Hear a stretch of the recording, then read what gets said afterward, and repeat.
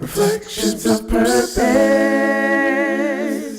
Hello, thanks so much for joining us. You've joined Twisted Threads. I'm Karen Sims, and these are our reflections of purpose. So as always, we remind you to like and share the videos, get to our YouTube channel to subscribe, and hopefully, we'll have more vehicles of communication for you real soon, because we're just doing our best to try to get these messages out there to ensure, as our tagline, inspire, impact, and transform your lives on a daily basis. And so as we get into it, as always, our topic for today, give it all you got. Give it all you got. That's right.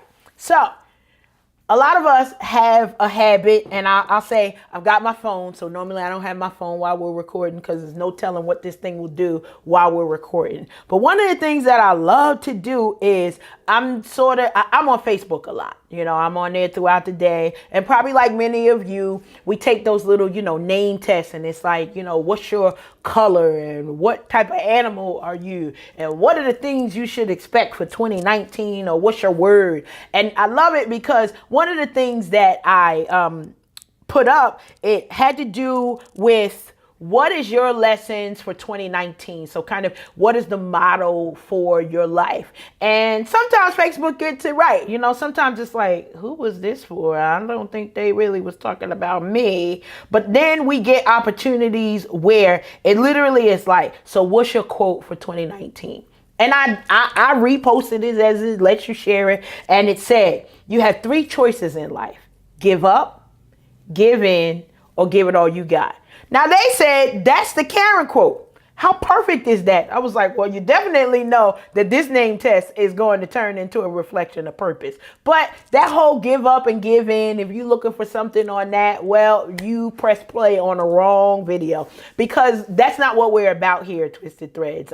We're here about empowering each other, and more so us to you, so that you get to that point where it's, I gave up in the past, and then those things still came back, and they were still on my mind, and they were still the things that I wanted to do. And maybe you gave in and settled for some things, maybe in the area of relationships or a job. I know my story when I tell how I got here to North Carolina. I had originally applied for an assistant director position. And in my mind, I thought, well, I'll take that job and move on back up the ladder, because I was already a director in my position. And I came down and I was like, I'm really enjoying the area. I think this is the next spot. And when I came back home, I was like, yeah, that assistant director thing, not really going to be a good thing for me. Why? Because whoever's in the director position, I'm about to rock their world. Why? Because that's what I want.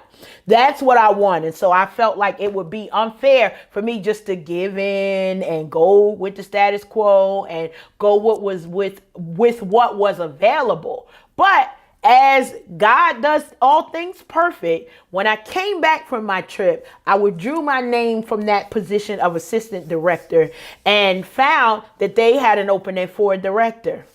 Look, favor ain't fair. But as we think about it, it's like I already knew and put it into the atmosphere that I'm going to give this all I got. And so giving it all I got meant that if I took a lesser position, it wasn't really going to benefit me. But for everybody, you got to understand that my story is not your story. Things in the way that they work out may not always be the same. But one of the things that comes with when we say give it all you got, I just love that. I'm not with the giving up. Why? Because there's no reward and no party. Y'all already know I'm about the party. Giving in, well, that usually causes us to dig deep into depression and anxiety, because we're not living. If you're not living the life that you want, odds are it's not your best life. So you can't go around singing I'm living my best life and the books and everything if you give in. Now, there's an opportunity for you to say, okay, I need to take a regroup, and you got to take a retreat so that you can set yourself up for future success. But when it comes to giving it all you got, this is your girl right here. Because in everything that I've seen success in, it required for me to give it everything that I had. Now, maybe for you, you may think in your mind, you don't have much to be given. I say to you that I would disagree.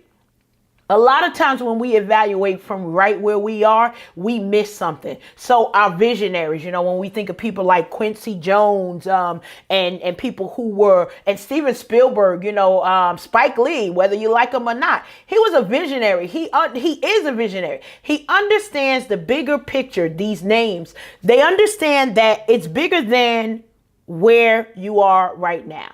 It's bigger than where you are right now. So let's talk about that. Maybe I want to go back to school, but I don't know where the money is coming from. And I haven't even researched scholarships, or I haven't researched, is there a fellowship or somewhere that's going to pay for my schooling? Now, I always use that as an example because when I went back to school, a large majority of it somebody else paid for. And it was something that I had to put my money in, but I became frugal in the way that I operated. So I didn't buy new books every semester. I went to the library and I took out books for free. There you go. I rented books. There, Amazon has that. There are a lot of different places where they have different ways for you to be able to save money. I wasn't spending $300 on a book that I was going to use for 8 to 12 weeks. And then literally by the time I needed to use it again, there's a new edition. Come on. I'm just saying, my higher ed folks, y'all know the racket. They changed 3 sentences, and that's wonderful for somebody to get a byline in that, but that's not wonderful for those folks who needed to spend another $300. I mean, even for me, when I went back to school, I thought, I'll save the books and then my kids could use them when they go to school, because it wasn't that much time between when I went and they went. Of course, they were on like the 4th edition by the time my children went to school, and it wasn't that it was a long time.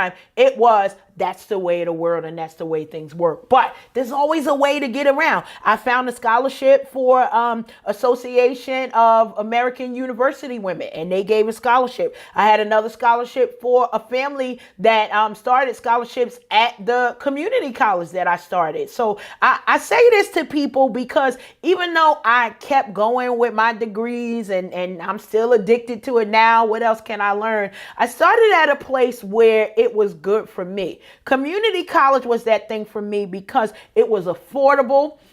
I didn't have to take on big debt, and I was able to have a flexible schedule around my current lifestyle, with being a mother, with being a person in ministry, with having a life. I have one, I usually say imitation of life because I'm always busy, but had a life. So when you think about giving it all you got, you've already said we got to give up on the give up. We got to give up on the give in and focus on so what's all we have? Well, you got to choose today. What is it that you want to do? Do you want to win? I think that you want to win because you keep pressing play. If this is your first time, welcome to the ride. You're now on the winning team. That's the strategies that we're looking to empower you with to make sure that you're ready for success. Not about talking about it, because we can talk about it all day, but to have action items that you can set for yourself. I'm not in your life every day. I don't know what your everyday schedule is, but odds are if you give yourself 10 to 15 minutes a day to make changes in certain areas, you will find that there's a benefit from that. So you've chosen what you want to do. You made a decision on how you want to move forward. Now, we always talk about motivators. Let's today talk about what demotivates you. What causes you to shrink? What causes you to be like, nah, I'm not going to be bothered with that. Sometimes I get that way when I see a lot of drama coming ahead. So if you a very dramatic person, look, I'm already a dramatic person. Us two, unless we on a stage somewhere, odds are we going to get into some trouble that I may not want to be surrounded by for too long a time. But certain people don't like a lot of drama. Certain people can't stand clutter. My sister is like OCD, and so like I actually say I live in my house,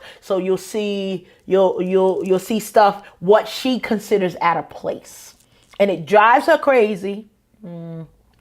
That she feels like it's clutter. And so before we start anything, she's like, okay, we got to clean up everything. And in my mind, I'm like, okay, well, we just need to straighten it up because we're about to mess it up again. Certain people may be that way as well. When you think about that, what is it? Is it clutter? Is it bad habits that you have that you decided, okay, those things are the things that demotivate you? Does disorganization demotivate you? Sometimes when we get into groups and we see too many cooks in the kitchen, that'll make us fall back. And for a lot of people, fear. demotivates us in a way that causes us to stay stagnant. We've got to remember that in giving it all we got, connect with some other people who help you stay on track. Connect with people who are going to push you forward. And remember, small changes still lead to big results. So, are you going to give up? You're going to give in? Or you're going to give it all you got? Or give it all you got? Stay tuned for our continued episodes of Reflections of Purpose. Remember to like and share this. Go to our YouTube channel so that you don't miss up anything. And if you're late to the party, get over there and catch up so you can be up to date on the winning strategies that we're sharing. Remember, be great. Make it an amazing day.